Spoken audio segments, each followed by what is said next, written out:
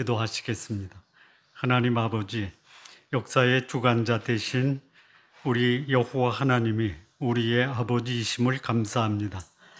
세상에서 이 삶의 모습이 때로는 이해할 수 없는 어려움, 또 겪기 힘든 고난이 있을지라도 마침내 우리를 하나님 나라에서 하나님과 사랑의 교제 나누게 하실 그 하나님이 오늘 우리 삶에서 그런 아름다운 삶이 우리 앞에 있게 하옵소서. 예수님의 이름으로 기도합니다. 아멘. 이사야 1장에서 23장까지의 말씀은 유다와 이스라엘, 그리고 유다와 이스라엘을 둘러싼 이방의 열방들을 향한 경고의 메시지, 그리고 하나님의 심판의 메시지가 이사야 1장에서 23장까지의 말씀입니다. 물론 그 말씀 속에는 위로의 메시지, 회복의 메시지도 함께 하나님의 백성들에게 선포되고 있습니다. 성도님들 한번 생각을 해보십시오. 누군가가 나한테 아주 심각하고 진지한 모습으로 나의 잘못된 것을 지적하고 경고하고 그리고 그 삶을 돌이키지 않을 때 소위 비난과 저주의 메시지를 전했다. 기분이 어떠십니까?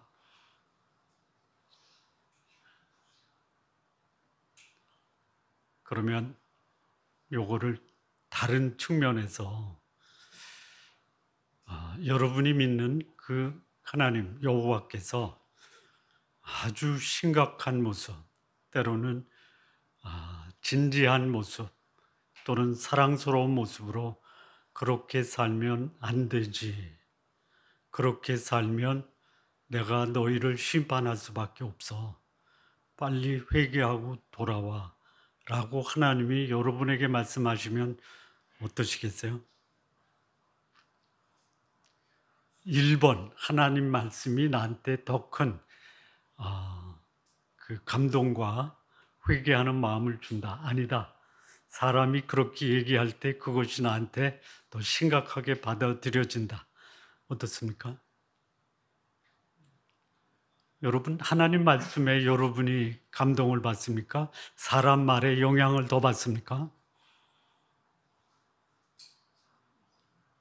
네? 듣고 보니까 그 옆 사람이 나한테 심각하게 비난과 저주의 말을 하고 돌이키지 않으면 내 삶이 망해진다 하면은 더 심각하게 다가오죠. 매일 아침 우리가 하나님의 말씀을 읽어도 그 말씀이 읽을 때는 내가 오늘 읽었다. 그리고 시간이 지나면 뭘 읽었지 생각도 안 나죠. 위로의 메시지도 그렇고 경고의 메시지도 그렇고 누가 여러분에게 말씀해야지 그 말씀이 나의 인생에 내 삶을 변화시킬 수 있는 감동과 그리고 감사의 메시지가 됩니까? 하나님이시죠? 예, 그렇게 얘기를 해요. 예.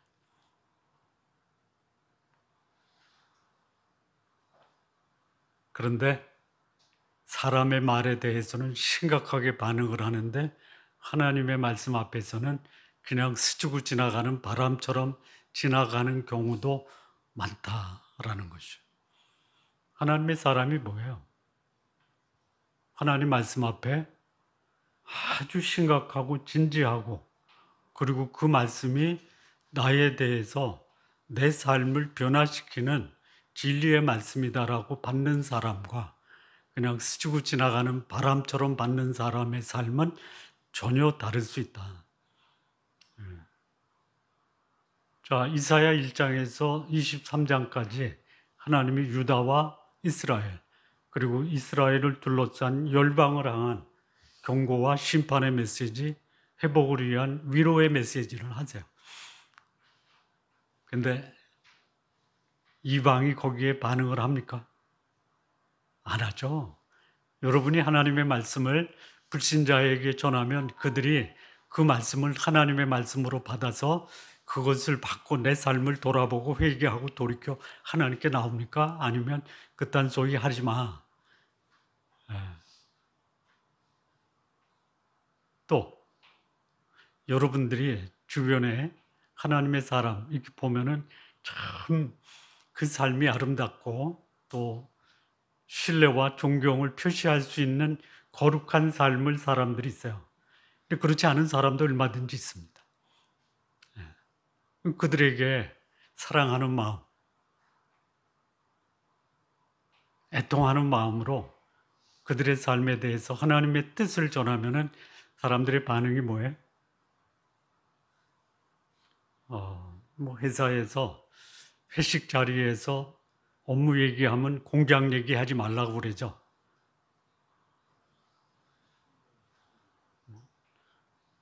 회사 다녀본 적이 없으신 분들 같아요. 목사 장로님하고 교제할 때 하나님의 말씀을 그 교제 속에서 얘기하면 그런 소리는 하지 말고 우리 다른 소리 하자. 그럼 다른 소리가 뭐냐? 에이, 그 목사 아주 형편없어. 나 그 장로 때문에 아주 요즘 목회에 힘들어. 이런 얘기만 한단 말이야. 이 성경 66권을 우리에게 준 하나님의 의도가 뭐예요? 예? 너희로 생명을 얻고 더 풍성히 얻고 이 세상과 자신의 욕망을 따르면 내 영혼을 노력한다. 그런 얘기 성도들 간에 나누시나요? 나누시는 분도 있어요. 그것을 나누기 위해서 자신의 인생을 하나님 나라에 헌신한 분들도 있어요. 그런데 굉장히 드물어요. 드물어요. 마치 숲이 다 타버린 황무지에 마치 작은 생명이 움처럼 돋아나는 것처럼 그렇게 말씀 앞에 순종하는 자들이 찾아보기 어렵다라는 그런 자들이 있어요. 하나님은 수많은 군중들이 그들의 입술로 하나님을 찬양하는 것보다 그들의 삶의 거룩함으로 자신의 주인이 하나님이심을 드러내는 소위 불탄 거대한 나무의 그루터기 남은 자를 하나님이 귀히 여기십니다. 24장부터 27장까지 이사야 이 말씀은 당시 이사야가 살고 있는 그 시대를 향해서 하나님이 소망의 메시지를 주세요. 근데 이사야 말씀을 읽다 보면은 어떤 말씀은 그 시대에 넘어가요. 처녀가 잉태하여 아들을 낳으리니 그 이름을 임마누엘이라 하리라. 임마누엘은 그때만 임마누엘이에요. 지금도 임마누엘이에요. 지금도 임마누엘이에요. 그런데 그 예언의 말씀이 이사야가 할 때에 이사야는 그것을 믿음으로 받았지만 그러나 그 시대의 유대인들은 넘어가요. 그 말씀을 누구한테 한 거냐면 유다의 아하스 왕에게 한 거예요. 안 받아요. 임마누엘 하나님을 저버리고 아하스 왕이 찾아간 곳이 누구냐? 아하스의 디글랏 빌레셋을 찾아가요. 아수르를 찾아간 그 유대의 아하스를 하나님이 아하스를 통해서 아수르를 통해서 창일한 흉룡한 하수처럼 밀려와요. 그런데 하나님은 그 아수르를 역시 멸망시킵니다. 그래서 그 시대를 향한 하나님의 예언의 메시지가 넘어가요. 임마누엘이 어디로 넘어가요? 예수 그리스도의 탄생으로 넘어가요. 오늘 이 말씀 이사야가 받을 때 하나님이 우리 민족 유대인을 하나님이 거룩하게 회복하셔서 번영하게 하실 것이다. 그리고 하나님을 경외하는 그 경외의 예배가 회복될 것이다 라고 예언해요. 기대했어요. 그리고 사실 그것은 회복이 됩니다.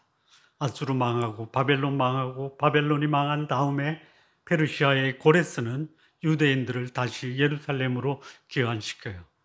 그런데 온전한 회복이 아니었어요. 근데 이 동일한 말씀, 바벨론이 망하고 하나님 나라의 도래를 하나님은 또 누구를 통해서 말씀을 주셨냐? 사도 요한을 통해서 말씀을 하십니다. 큰 바벨론, 음료가 망하고 마침내 하나님의 거룩한 나라가 온다라고 말씀했어요. 그래서 이 이사야 24장부터 27장까지는 하나님이 이사야를 통해서 당시에도 위로와 회복의 메시지지만 역사의 마지막에 하나님이 이 땅을 어떻게 회복시킬 것이냐에 대한 예언의 말씀이다 라고 성경을 연구하는 학자들이 그렇게 해석을 합니다. 저도 거기에 100분 동의를 합니다.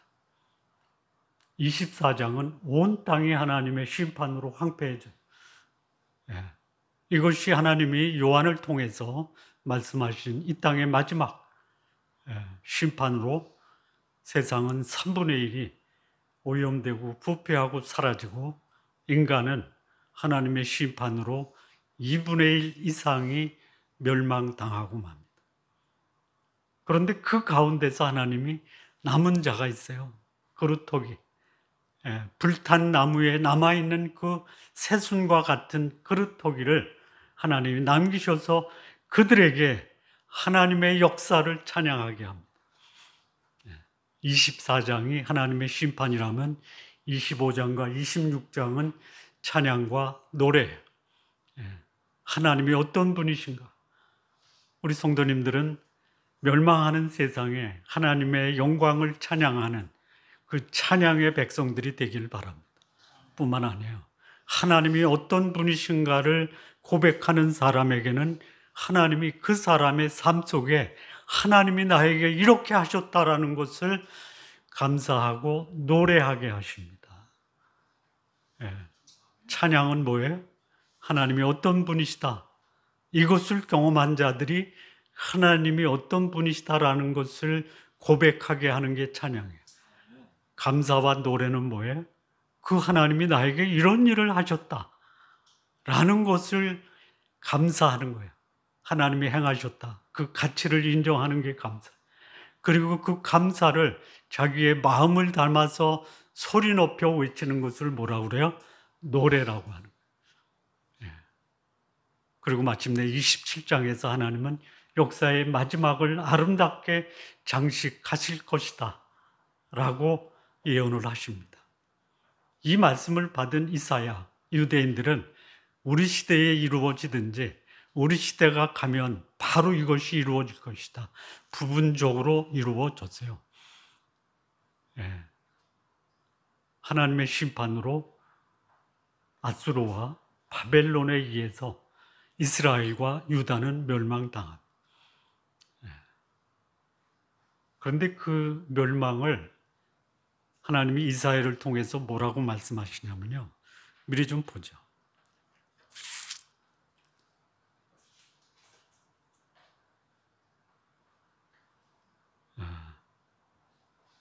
8절 보세요. 8절. 8절을 보면요. 주께서 8절. 주께서 백성을 적당히 견책하사 쫓아내실 때에 동품 부는 날에 폭풍으로 그들을 옮기셨다. 이 말씀을 고민해 보지 않은 사람은 이 말이 글자는 보여도 내용은 안 보이시죠? 견책이 뭐냐면 잘못된 것 지적해서 바로 잡아주는 것을 견책이라고 그래요. 학교에서 잘못 행동하면 견책당하는 학생이 있고 퇴학당하는 학생이 있죠. 견책은 그 적을 남겨두는 거예요. 퇴학은 뭐예요? 호적에서 빼버리는 거예요. 견책하는데 견책을 어떻게 하세요? 적당하게요. 그래서 내가 이런 걸 잘못했구나라고 깨닫고 돌이키는 게 적당히 견책하는 거예요. 여러분, 잘못된 자녀를 부모들이 책망하고 꾸중할 때 적당하게 하시죠. 그런데 다른 아이들이 우리 아이를 괴롭힐 때 적당히 견책하십니까? 엄하게 형벌을 내리십니까? 내 아이를 괴롭힌 아이가 학교에서 퇴학당하면 박수를 쳐요? 가슴 아파해요? 예? 박수 치잖아, 박수. 예. 당해본 자녀를 둔 부모는 알아. 예. 여기 누구를 적당히 견책하시냐면 그의 백성이에요. 누구를 통해서? 아수르와 바벨론. 여기 또 하나 나오는데요. 그게 어디 애굽이에요. 예. 굉장히 강해요. 근데 그들이 어떻게 견책하냐면 여기 보면 동풍으로, 예? 동풍 부는 날에 폭풍으로 그들을 옮기셨다라고 그래요. 아프리카 사막의 그 바람이 북풍이에요? 동풍이에요? 그거 생각 안 해봤어요? 동풍입니다. 동풍. 사막의 그야말로 열풍 있죠? 이게 동풍이에요. 아, 모르셨구나. 예. 북풍은 엄동설안의 시원한 바람이에요. 예. 남풍은 습기가 가득 찬 그 뭐라 그래? 태풍이에요. 예. 근데 동풍은요, 열기를 가지고 닥쳐오는 마치 폭풍과 모래 폭풍 있죠. 예. 이거를 그의 백성에게 하나님이 적당히 견책할 때 사용하시는 견책의 도구입니다. 한번 맞아 보실래요?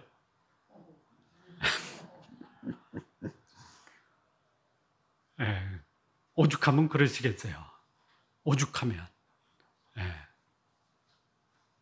하나님이 말세에 세상 마지막 종말에 이 세상의 불신자들을 심판하는 거예요. 뭐라고 그랬어요? 여기 한번 보시면요.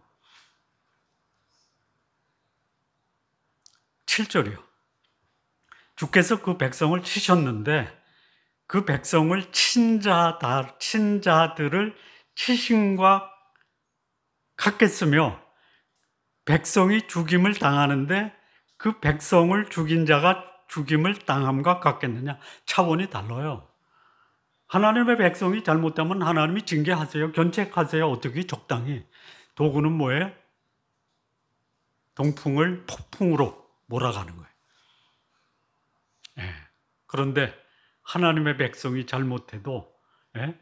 동풍을 폭풍으로 옮기시는 것처럼 하시는데 그 하나님의 백성, 그들을 친자 아수르 바벨론을 하나님이 어떻게 해요? 그보다 더 심하게 하나님이 형벌을 가하는 거예요. 왜 나한테만 이렇게 하나님이 힘들게 하십니까? 힘드신 거는 맞는데 나한테만 하셨어요? 아니에요. 여러분 보세요. 권력을 백성들이 예? 쥐어줬는데 그거 가지고 예? 우상 숭배하고 탐욕을 부리니까 백성들이 어떻게 해요? 끌어내리잖아요. 끌어내린 자만 끌어내려요.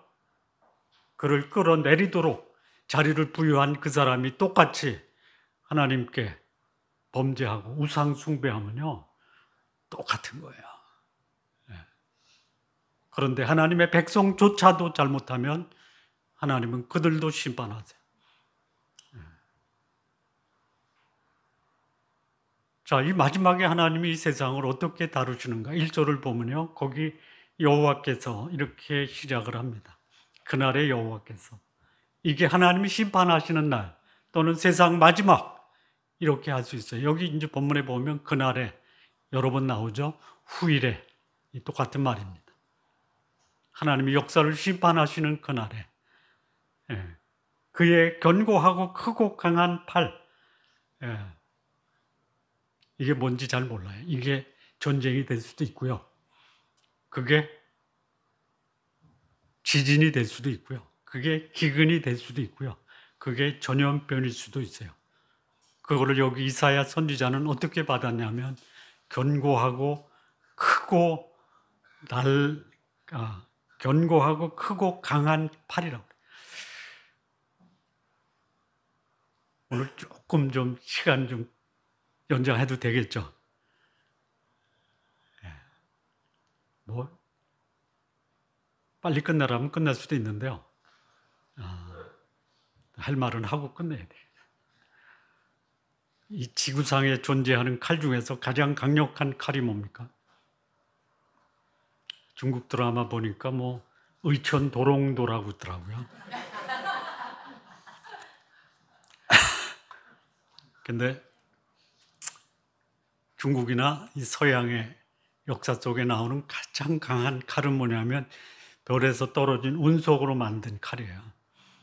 예.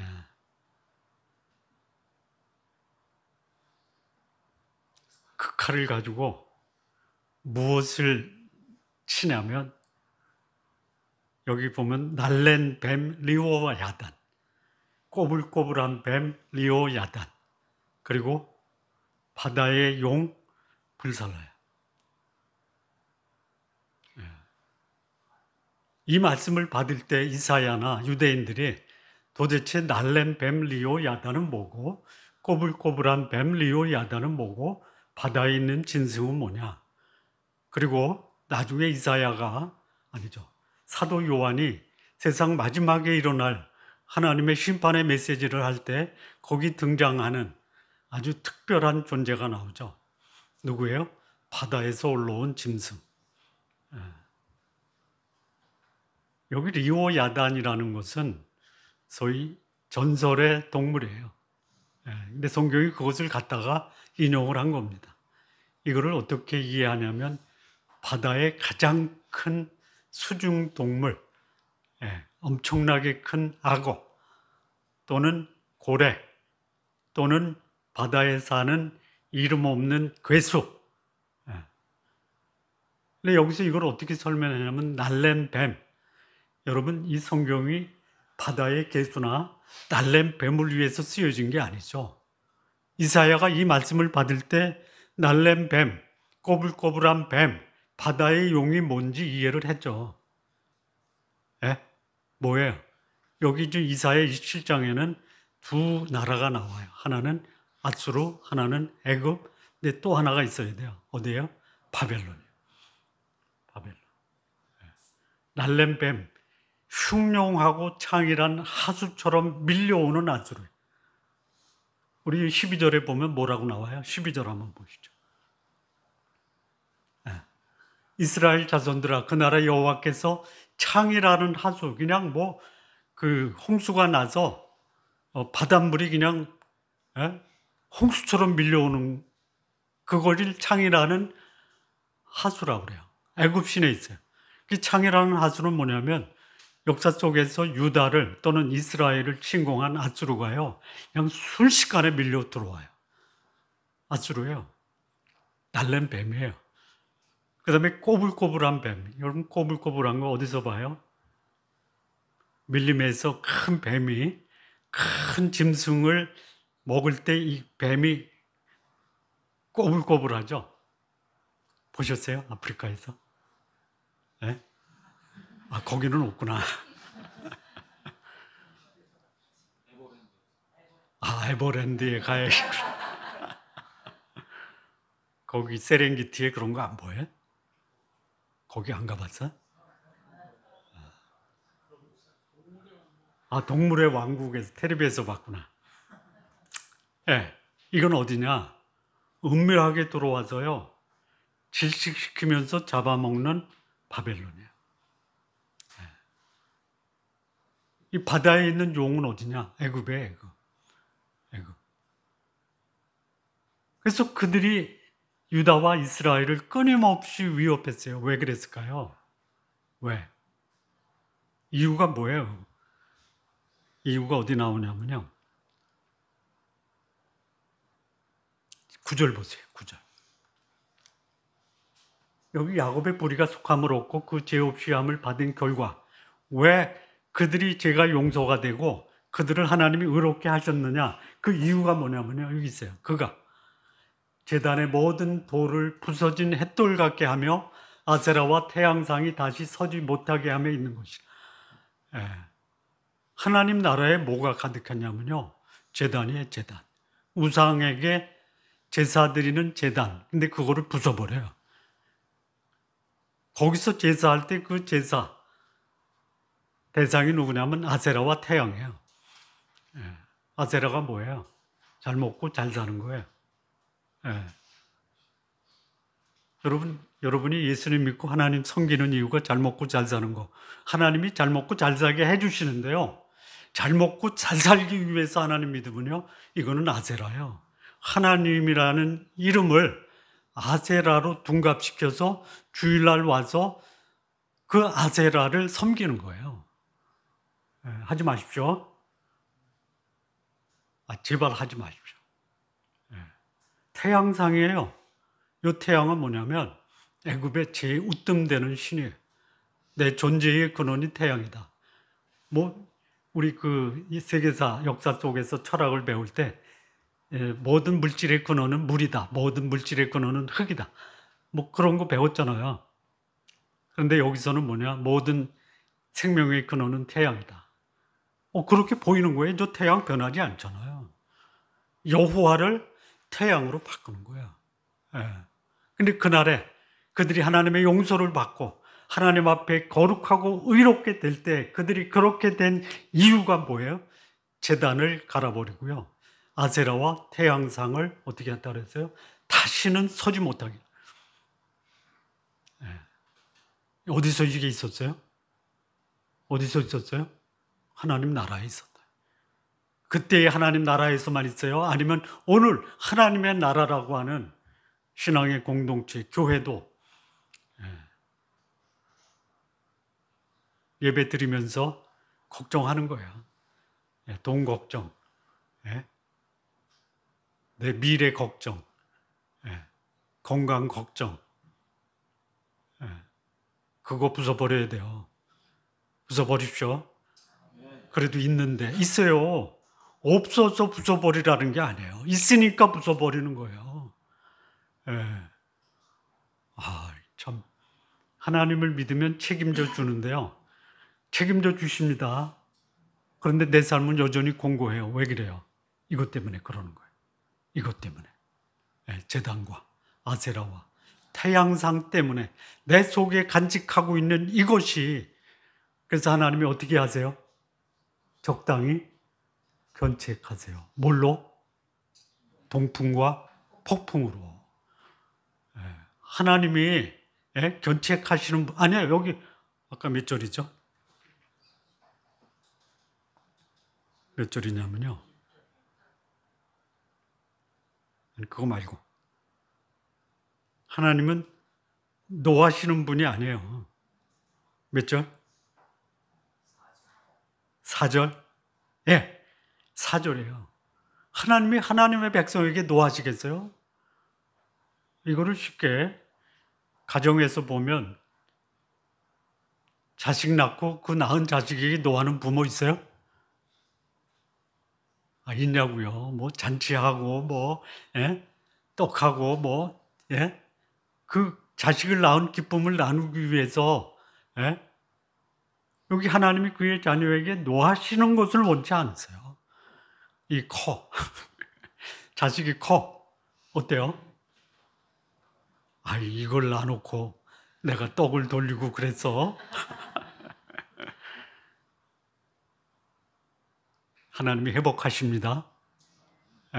회복하세요.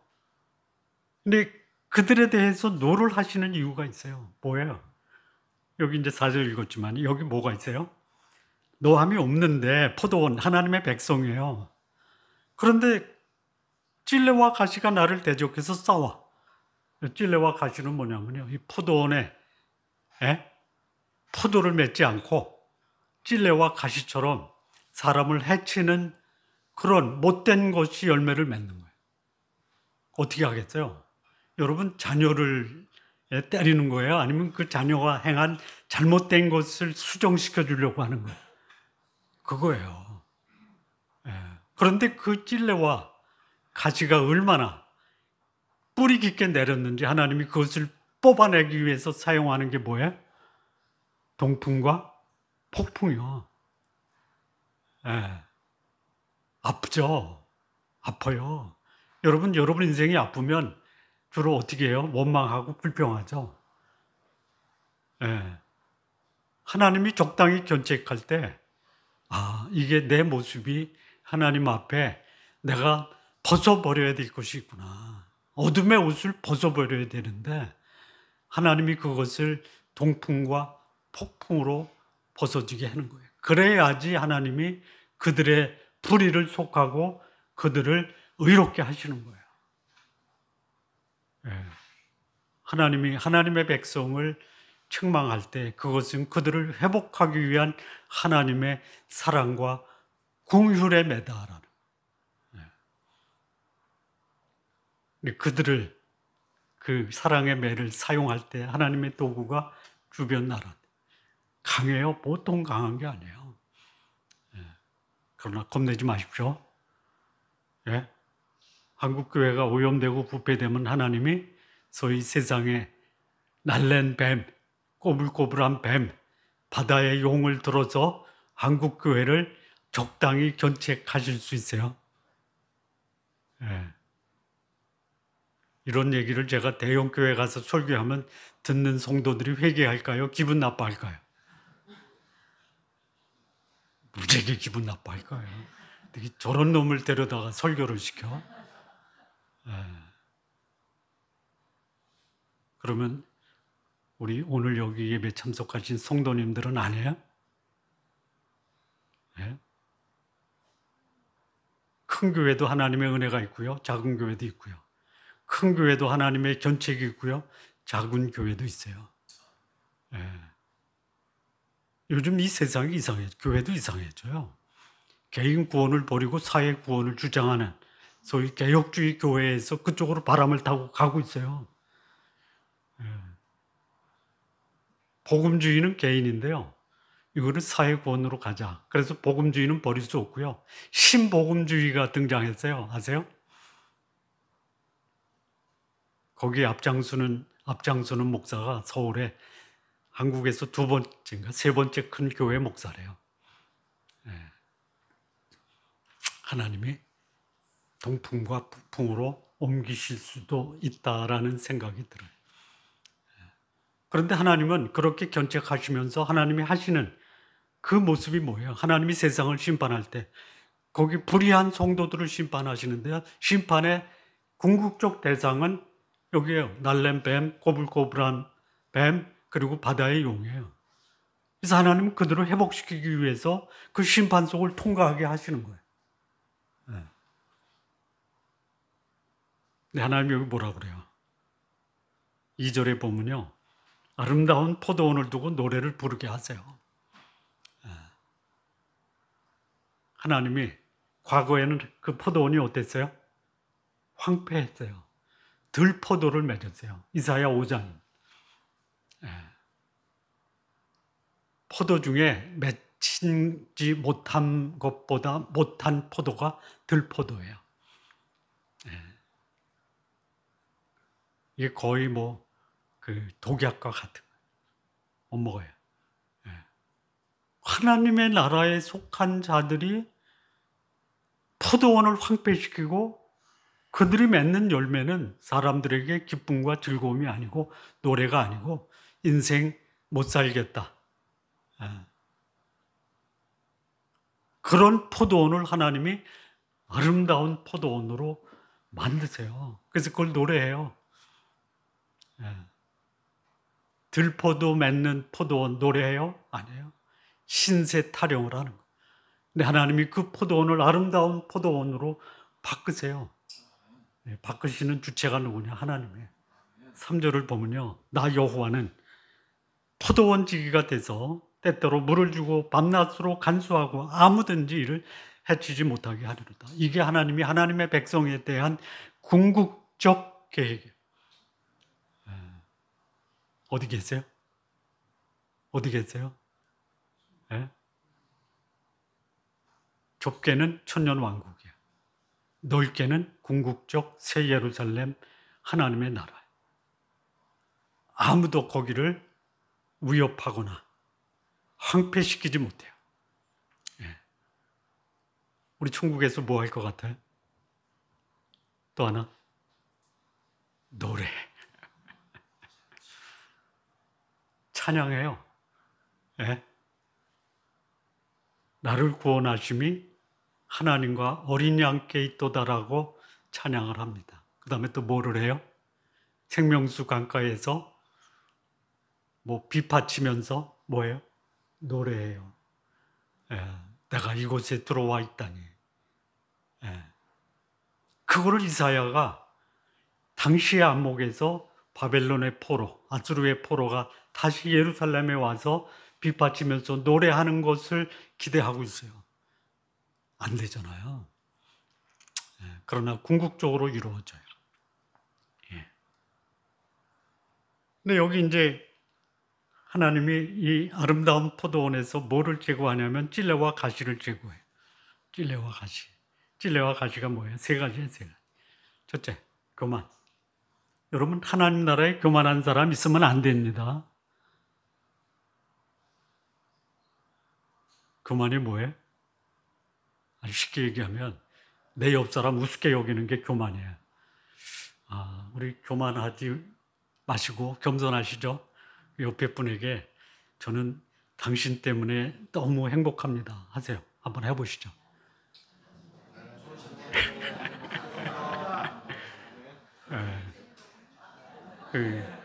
나는 당신 때문에 내 가치가 너무 상처를 받았습니다. 하면 안 돼요.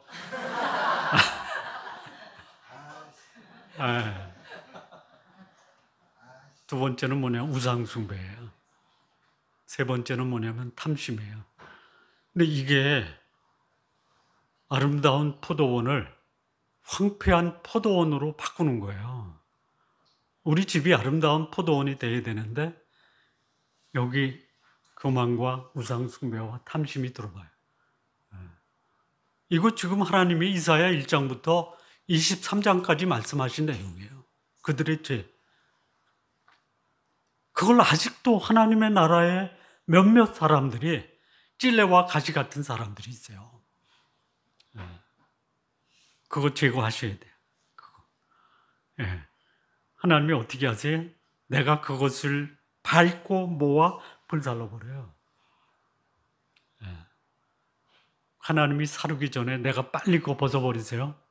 그런데 여기 이제 5절 보면 자 보세요. 그리하지 아니하면 내 힘을 의지하고 나와 하친할 것이니라. 그리하지 아니하면이라는 말이 뭐예요? 요거 4절 말씀을 봐야 돼요. 나는 포도원에 대해 노함이 없다. 그런데 내가 찔레와 가시가 나를 대적하여 싸우면은 내가 그것을 밟고 모아 불사르리라. 그리하지 아니하면. 요 그리하지 아니하면은 여기 찔레와 가시와 같은 사람이에요? 아니면 여기 하나님이 그 아름다운 포도원에 속한 아름다운 포도나무를 얘기해요. 그리하지 아니하면은 뭐예요? 찔레와 가시가 회개한다라는 것이에요? 회개하지 않는다라는 것이에요? 저도 이거 가지고 계속 찾아봤거든요. 이 두 가지가 다 나와요. 찔레와 가시가 회개하면 또는 찔레와 가시가 회개하지 아니하면 이 두 가지가 다 있어요. 그래서 그걸 유심히 아주 진지하고 고민하는 마음으로 그 단어 하나를 살펴봤더니요.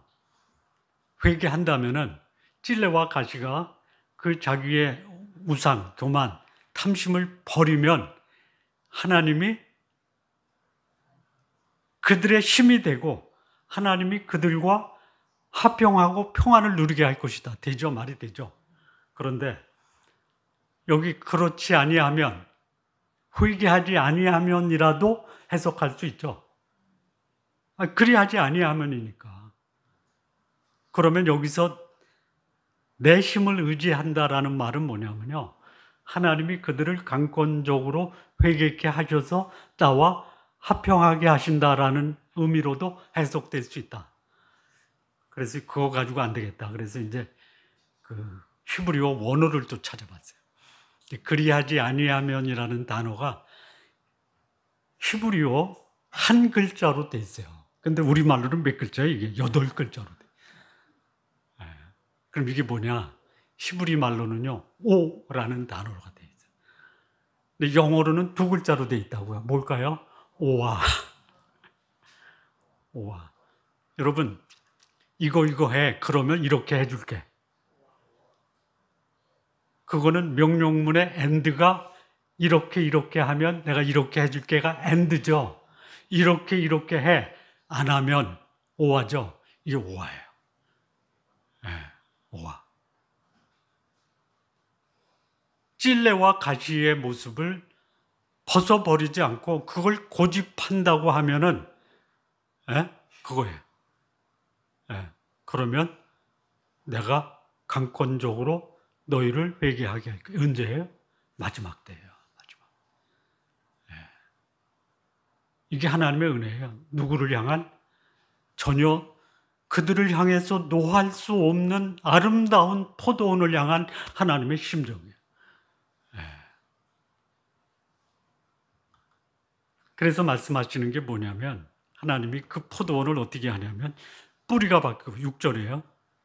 뿌리가 박히고 이스라엘의 움이 돋고 꽃이 필 것이라. 그리고 그 결실로 지면을 채워. 이게 하나님의 본심이에요. 오늘 내 삶이 날랜 뱀, 꼬불꼬불한 뱀, 바다의 용에 짓밟히고 적당히 견책하셔서 나를 동풍과 폭풍으로 몰아가셔도 하나님은 본질적으로 본성적으로 그의 백성을 향해서는 자비와 은혜와 공의를 베푸시고 그들을 회복시키실 것이에요. 그게 누구예요? 남은 자예요. 남은 자. 이거를 가지고 유대인들은 또는 일부 신학자들은 마지막 역사에 하나님은 유대인 전체를 회복하실 것이다 라고 이해하는 분들도 있어요.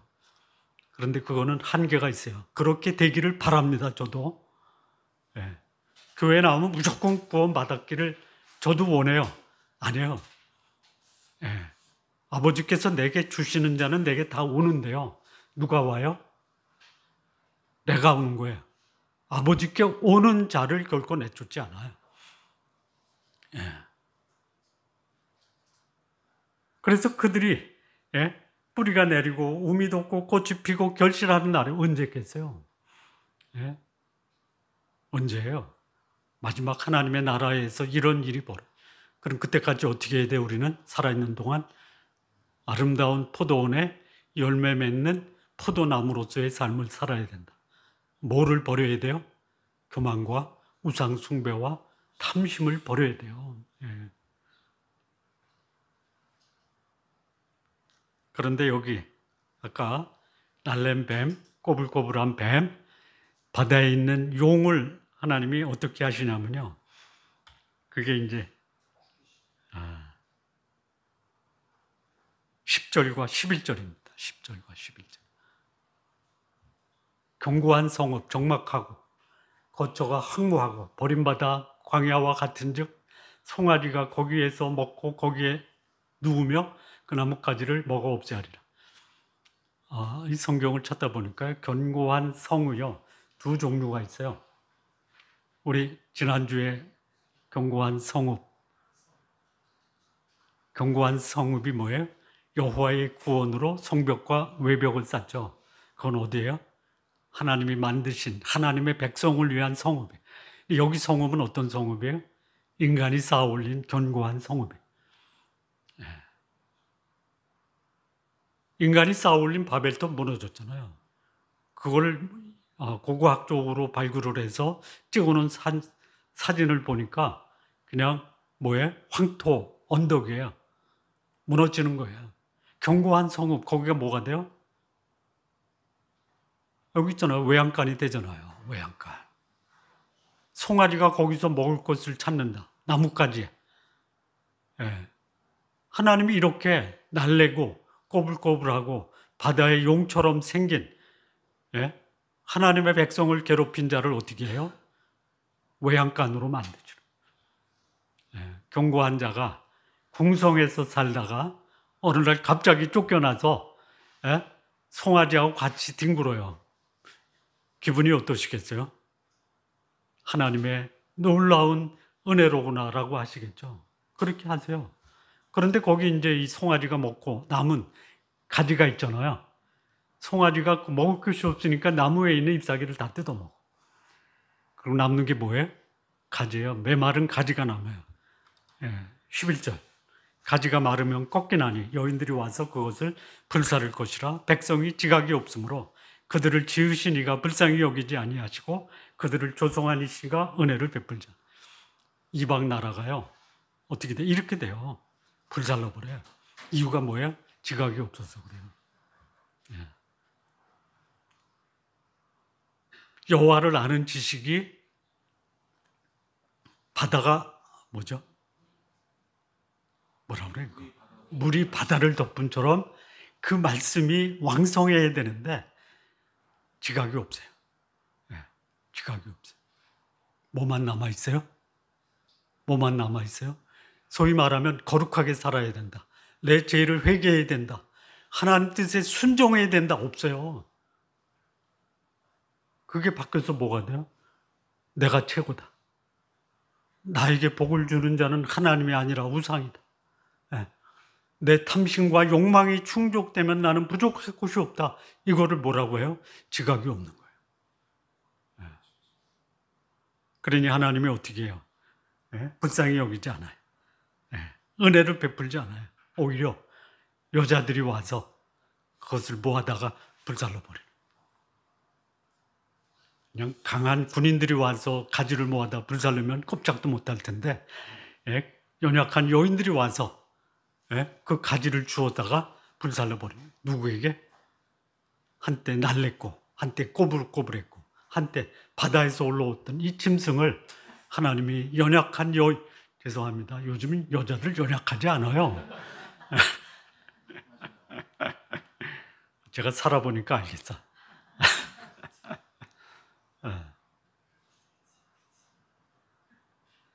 그렇게 심판하세요.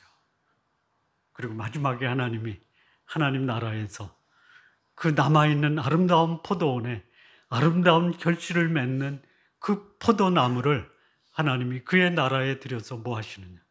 12절 13절이에요. 12절 보시죠. 너 이스라엘 자손들아, 그날에, 이 그날은 하나님의 마지막 역사의 끝날에 여호와께서 창이라는 하수에서부터 애굽 시내까지 과실을 떠는 것 같이 너희를 하나하나 모으시리. 이사야가 이 말씀을 받을 때 당시 흩어져 있는 유대인들, 그들을 하나님이 모으실 거예요. 모으셔서 뭐 하시느냐. 13절에 그날에 나팔을 불어요. 나팔을 불면 나팔 소리를 들은 여기 창이라는 하수와 애굽 시내까지 그들이 다 쫓아내요. 쫓아내요. 쫓겨난 자들, 애굽 땅에서 쫓겨나고 아수르 땅에서 멸망해요. 그러니까 아수르 땅이 멸망하는데 쫓아내는 거예요. 아수르에 끌려간 게 이게 거의 뭐 죽음과도 같은데 거기서도 못 살고 쫓겨나요. 애굽에서도 쫓겨나요. 그들이 어디에 들어와요? 예루살렘으로 돌아와요. 거룩한 하나님의 나라에 들어와요. 이거를 이사야는 꿈을 꿨어요. 그래서 일시적으로 이루어져요. 아니에요. 근데 마침내 역사의 마지막 하나님의 심판이 끝나고 하나님은 하나님 나라에서 하나님을 예배하게 하세요. 천국에서 우리가 영원히 뭐해요?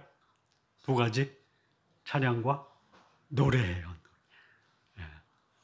여러분 마음에 가장 감동적인 노래는 언제 일어나요?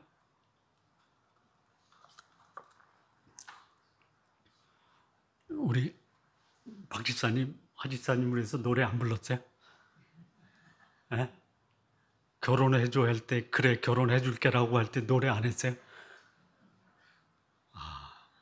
내 입으로 말할 수 없다. 하잖아요. 뭐라 그래 그거? 청혼할 때 노래하는 사람들 많잖아. 노래를 또 만들어서 불러주고. 우리 천국에서 뭐야? 여러분 그 결혼해서 부부 생활하면서 속상한 일 많을 때 다시 회복할 수 있는 것은 뭐죠? 그때 그 고백이 오늘의 이 모습을 회복하게 하는 중요한 하나의 계기가 되잖아요. 천국에는 그 첫사랑의 고백을 얼마 정도 해요? 영원히 하는 거예요. 이런 사람이 있어요. 천국에서 노래만 하고 어떻게 사냐, 무슨 재미로 사느냐. 그 재미를 모르는 사람은 천국에 가기가 쉽지 않겠다. 그러면 지옥 가서 노래할 거야? 에? 지금 사는 것도 지옥 같은데. 에. 천국에서요, 노래하는데 뭘 노래해요? 예배하는 거죠. 여호와께 예배하는 거예요. 그걸 노래하는 거예요. 여러분, 예배의 정의가 뭐냐면요, 내가 누군가를 사랑하겠다라고 사랑 고백하잖아요. 사랑을 고백하는 가장 전통적이고 전형적이고 보편적이고 일반적인 행동이 뭐예요? 에? 뭐? 입맞춤이라는 거예요. 입맞춤. 뭐 안 해보신 분들처럼 그래. 에? 예배가 뭐예요? 누구누구를 향해서 입맞추다. 누구를 향해서 입맞추는 거예요? 하나님을 향해서 입맞추는 거예요.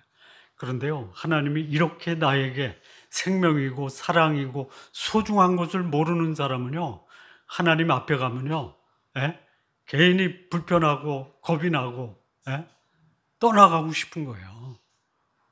천국은요, 하나님을 사랑하는 사람이 함께 모여서 모두가 당신은 저의 사랑입니다.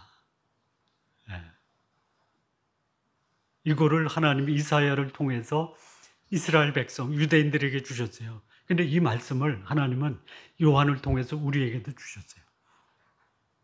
그럼 오늘 우리는 어떻게 살아야 돼요?